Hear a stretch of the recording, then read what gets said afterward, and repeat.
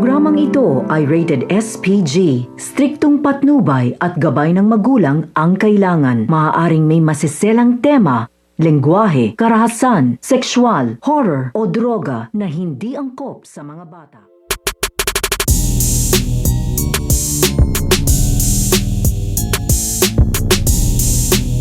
Ang pagbabalik nito nga si Mara. So ito nga si Mara ay magbabalik na nga ito dito nga sa bahay ito nga ni Armando at ito nga ni Lolita upang maningil nga ito sa ginawa nga daw nila dito nga daw sa kanya. At ikakagulat naman dito nito nga ni Mara ang kanyang pagbabalik dahil makikita nga dito nito nga ni Mara na pinahihirapan nga dito ito nga si General Borja. Kaya nagtataka nga dito ito nga si Mara kung nasan nga dito ito nga daw sila Carlo Dalisay. At nung nadinig nga niya dito na pinag-uusapan nga ng kanilang mga tauhan ito nga tapos Aguila ay tumakas nga daw ito ay dito na nga nakakuha ng pagkakataon ito nga si Mara na tulungan nga dito ito nga si General Borja at sa kanyang pagpasok at sa kanyang pakikipagharap dito nga kay Lolita at kay Armando ay kinagulat naman dito nito nga ni Armando at ito nga ni Lolita dahil inaakala nga nila dito na ito nga si Mara ay iligpit na nga nila ito at namayapa na nga pero hindi nga nila dito inaasahan na makikita pa nga nila dito ng buhay ito nga daw si Mara at kaharap pa nga daw nila ngayon kaya mauuwi nga ito sa matinding tensyon dahil alam na nga daw dito nito nga daw ni Mara ang buong katotohanan. At ang pagdating at pakikipagharap dito nga kay Lolita at kay Armando ay dito na nga natutulungan ito nga si General Borja upang mailigtas nga niya ito at maitakas nga dito. So pakakaabangan nga natin dito kung tuluyan na nga bang maitatakas ito nga ni Mara ito nga si General Borja.